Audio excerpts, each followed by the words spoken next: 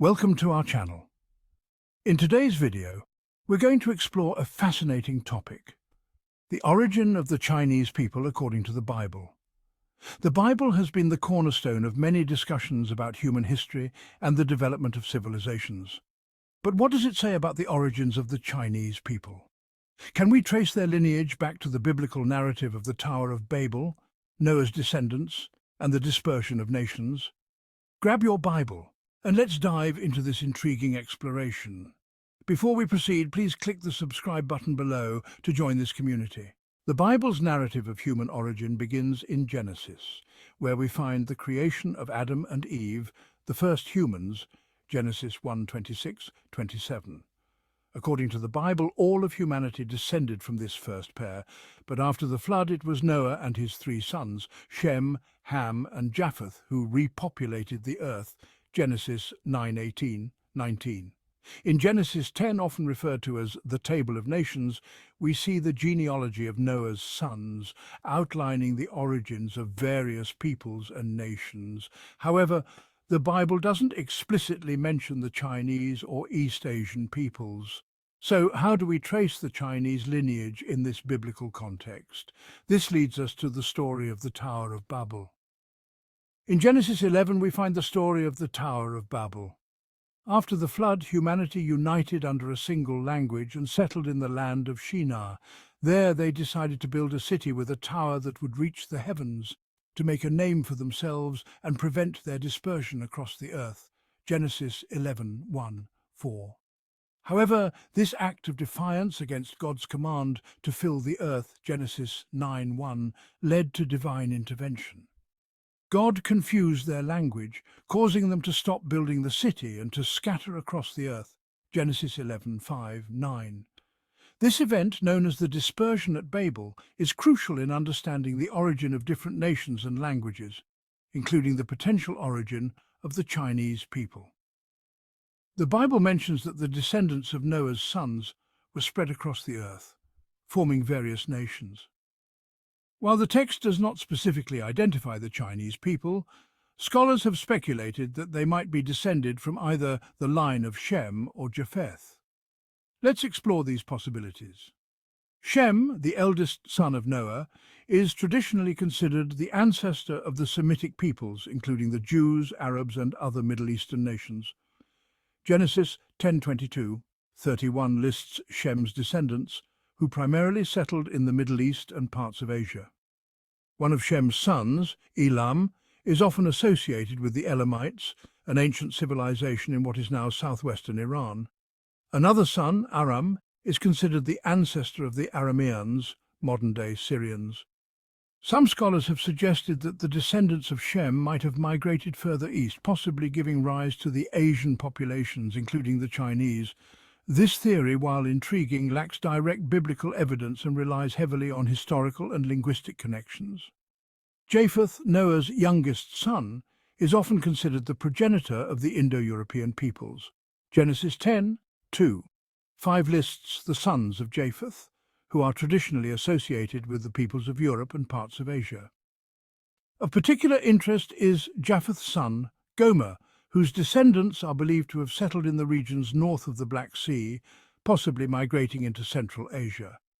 Another son, Magog, is often associated with the Scythians, nomadic peoples who lived in what is now southern Russia and Central Asia.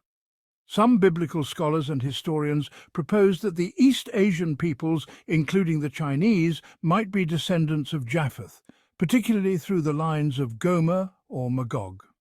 Again, this is a theory that attempts to bridge the biblical narrative with historical migrations, but it is not explicitly stated in the Bible.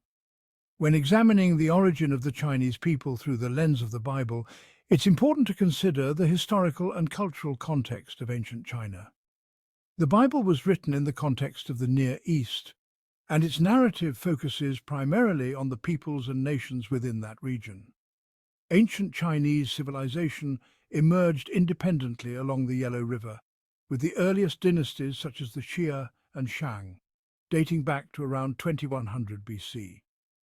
The Bible's focus on the Near East means it does not directly address the origins of civilizations like China, However, some scholars have attempted to draw connections between biblical events and Chinese history.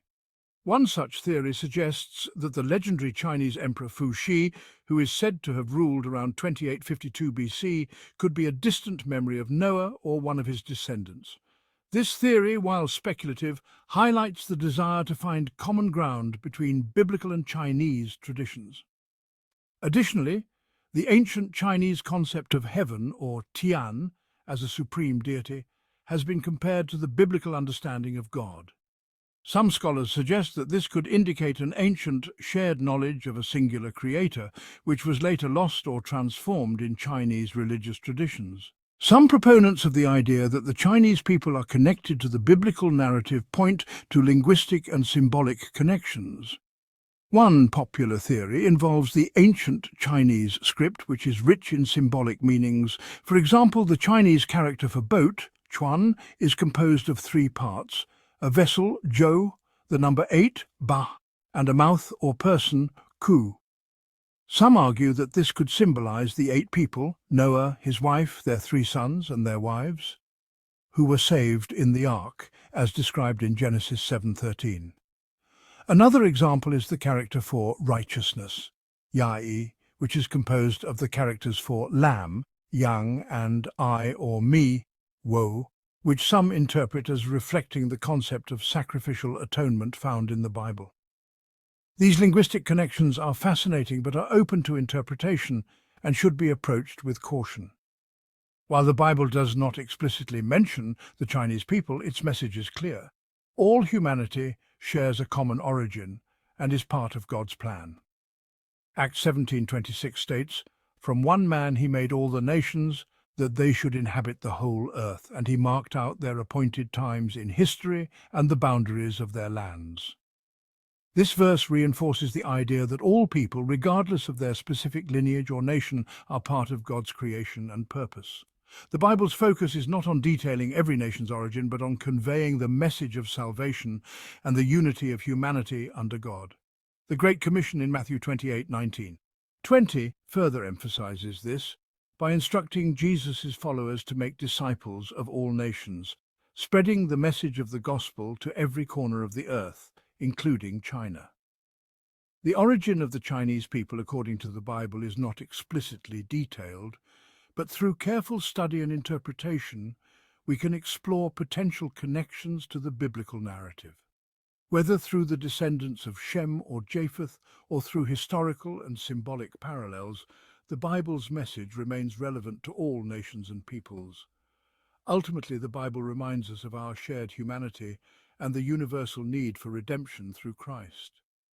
As we continue to explore these ancient connections, let us remember that the Bible's ultimate purpose is to bring us closer to God and to one another. Thank you for watching, and if you found this video interesting, don't forget to like, subscribe, and share with others. Let us know in the comments what you think about the origins of the Chinese people according to the Bible, and any other topics you'd like us to explore. Until next time, God bless.